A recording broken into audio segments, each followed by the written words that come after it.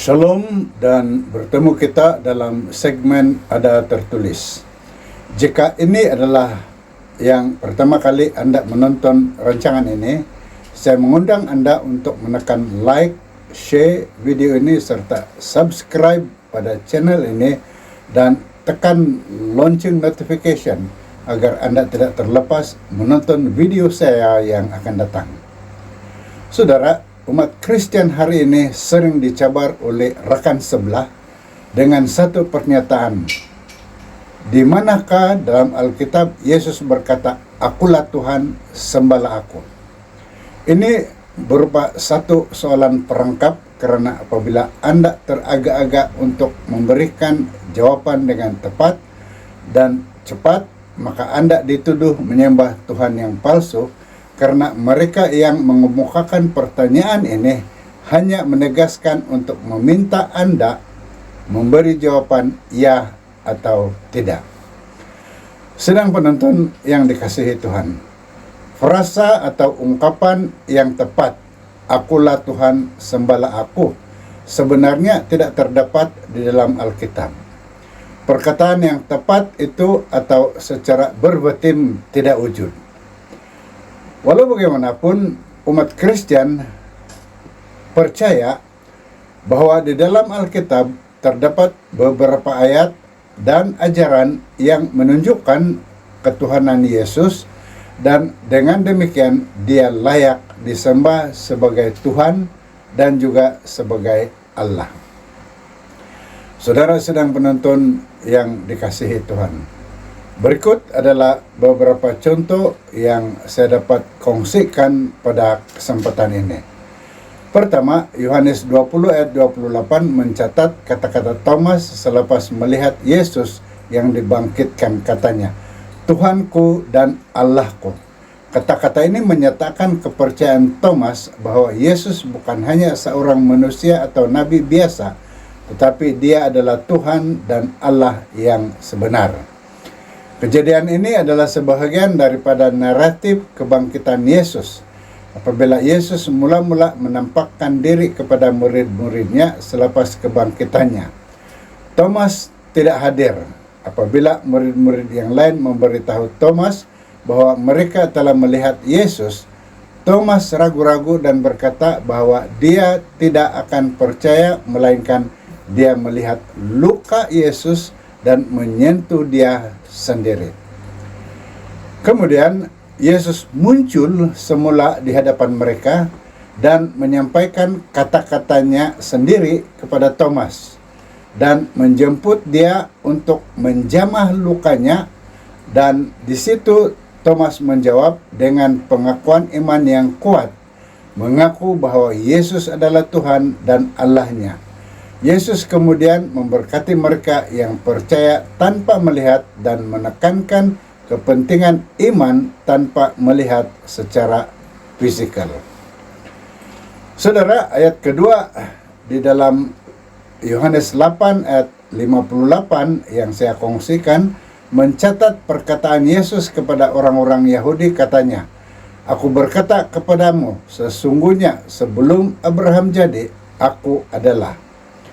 Istilah "aku adalah" atau "akulah" pertama kali muncul dalam Alkitab di dalam Keluaran 3 ayat 14 yang mencatat peristiwa ketika Allah menampakkan dirinya kepada Musa dari dalam semak duri yang menyala-nyala tetapi tidak terbakar. Ketika Musa mendekati semak tersebut, Allah berseru kepadanya dari dalam semak itu dan berkata, "Akulah yang akulah." Frasa ini dalam bahasa Ibrani ialah enye asher eine, yang secara harfiah dapat diterjemahkan sebagai "aku adalah yang aku adalah". Pernyataan ini adalah cara Allah menjawab ketika Musa bertanya kepadanya tentang namanya dan nama yang disebut sebagai nama Allah. Dalam budaya purba, termasuk budaya Israel, memiliki makna yang lebih dalam daripada sekadar cara untuk memanggil seseorang. Itu juga mencerminkan sifat, karakter, dan kuasa seseorang. Dengan berkata, "Aku adalah yang aku adalah," Allah menegaskan bahwa Dia adalah ada, kekal, dan tidak terbatas oleh waktu atau keadaan. Ini menunjukkan kewujudannya yang tidak bergantung pada sesiapapun atau apapun, tetapi Dia adalah sumber keberadaan itu sendiri. Pernyataan ini adalah fondasi bagi pemahaman orang Israel tentang Allah sebagai yang Maha Kuasa dan keberadaannya yang mutlak.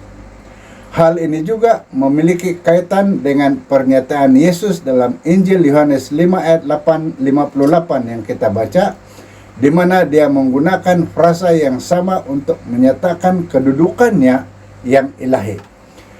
Pernyataan ini sangatlah penting karena Yesus menggunakan frasa "aku adalah" yang dipahami oleh para sarjana Yahudi sebagai merujuk kepada Yahweh, Allah semesta alam. Saudara, reaksi orang-orang Yahudi terhadap pernyataan ini sangatlah kuat karena mereka menganggap Yesus sebagai mendakwa dirinya memiliki kedudukan ilahi yang tinggi yang sama dengan Yahweh. Pernyataan ini juga menunjukkan bahwa dalam pandangan dirinya, Yesus adalah lebih dari sekadar seorang manusia. Dia adalah Allah yang telah ada sejak sebelum Abraham hidup. Ini merupakan salah satu dari banyak pernyataan di dalam kitab Injil Yohanes yang menegaskan keilahian Yesus. Seterusnya, ayat ketiga yang saya dapat kongsikan ialah Yohanes 10 ayat 30. Ayat ini adalah sebahagian daripada perbualan Yesus dengan orang-orang Yahudi di mana Dia berkata, "Aku dan Bapa adalah satu." Pernyataan ini adalah salah satu tuntutan Yesus terhadap kedudukannya sebagai ilahi atau kedudukan ilahinya. Dalam konteks ayat ini, Yesus menerangkan hubungannya dengan Bapa surgawi dengan mengatakan bahwa Dia dan Bapa adalah satu.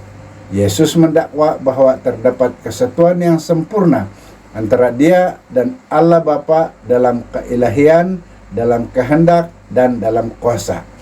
Ini bukan suatu dakwaan bahwa Yesus adalah Bapa, tetapi terdapat kesatuan unik antara kedua-dua mereka dalam sifat ilahi.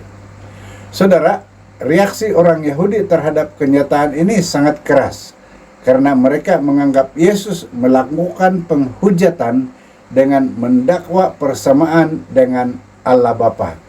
Bagi mereka, dakwaan sebegitu adalah fitnah yang sangat serius. Bagi orang Kristen, Yohanes 10 ayat 30 adalah salah satu kepercayaan asas dalam Tritunggal atau Trinity, yaitu kepercayaan bahwa Tuhan adalah satu dalam tiga pribadi, yaitu Allah Bapa, Allah Anak yaitu Yesus Kristus, dan Allah Roh Kudus. Dalam konteks ini, Yohanes 10 ayat 30 menerangkan kesatuan yang unik dan penting antara Yesus dan Bapa di dalam keilahian. Seterusnya ayat keempat ialah Matius 28 ayat 9. Ayat ini mencatatkan peristiwa selepas kebangkitan Yesus apabila Maria Magdalena dan juga Maria yang lain bertemu dengan Yesus. Kemudian Yesus berkata kepada mereka, "Damai sejahtera bagi kamu." Mereka mendekati dan memeluk kaki Yesus dan menyembah Dia. Pada masa ini, tindakan penyembahan yang dilakukan oleh Maria Magdalena dan Maria yang lain menunjukkan pengiktirafan mereka terhadap kedudukan ilahi Yesus. Ibadah dalam konteks ini bukan sekadar satu penghormatan biasa, tetapi merupakan penghormatan yang hanya diberikan kepada Tuhan. Tindakan ini mengesahkan kepercayaan mereka bahwa Yesus adalah Tuhan dan Allah yang sebenar. Peristiwa ini, saudara, adalah bukti kebangkitan Yesus dan juga mengesahkan bahwa Yesus adalah Tuhan yang hidup, bukan hanya manusia yang bangkit dari kematian. Tetapi bagi orang yang beriman, peristiwa ini juga menguatkan kepercayaan kepada kemenangan Yesus atas kematian dan atas dosa, serta kewibawaannya sebagai Tuhan yang menguasai segala sesuatu. Ayat kelima dan yang terakhir yang dapat saya kongsikan pada kesempatan ini ialah Filipi 2 ayat 11 yang berkata, dan setiap lidah akan mengaku bahwa Yesus Kristus adalah Tuhan bagi kemuliaan Allah Bapa. Saudara, ayat ini mengesahkan kedaulatan dan ketuhanan Yesus Kristus. Istilah Tuhan dalam ayat ini adalah terjemahan daripada perkataan Yunani Kyrios, yang merupakan gelaran yang digunakan dalam kitab Yunani Septuagint untuk menerjemahkan nama Tuhan dari dalam perjanjian lama, yaitu Yahweh, YHWH. Saudara, kitab Septuagint adalah terjemahan kitab Ibrani ke dalam bahasa Yunani yang diarahkan oleh Raja Ptolemy kedua di Alexandria, Mesir pada abad ketiga sebelum Masehi. Oleh itu, Filipi 2 ayat 11 menyatakan bahwa pada akhirnya setiap orang akan mengakui bahwa Yesus Kristus adalah Tuhan, Tuhan yang berdaulat, yang berhak mendapat pujian, penghormatan, dan ketaatan daripada setiap makhluk dalam ciptaannya. Pengakuan ini bukan sekadar satu pengakuan lisan, tetapi juga pengakuan yang dinyatakan dalam ketaatan dan dalam pengabdian kepadanya. Ayat ini menunjukkan bahwa dalam kerendahan hatinya, Yesus bukan sahaja menjadi manusia tetapi juga menjadi subjek kematian di kayu salib. Akan tetapi Allah meninggikan dia dan memberikannya nama yang di atas segala nama, sehingga pada akhirnya semua makhluk akan sujud dan mengakui bahwa Yesus Kristus itu adalah Tuhan. Ini mengesahkan bahwa Yesus adalah Tuhan yang melangkah masuk untuk menjadi manusia, yang mempunyai kedaulatan mutlak dan berhak mendapat kemuliaan yang sama seperti Bapa di surga. Saudara sedang penonton yang dikasihi Tuhan, demikianlah beberapa ayat yang saya dapat kongsikan pada kesempatan ini, yang antara lainnya digunakan oleh umat Kristen untuk menyokong kepercayaan terhadap ketuhanan Yesus dan bahwa dia adalah wajar untuk disembah sebagai Tuhan.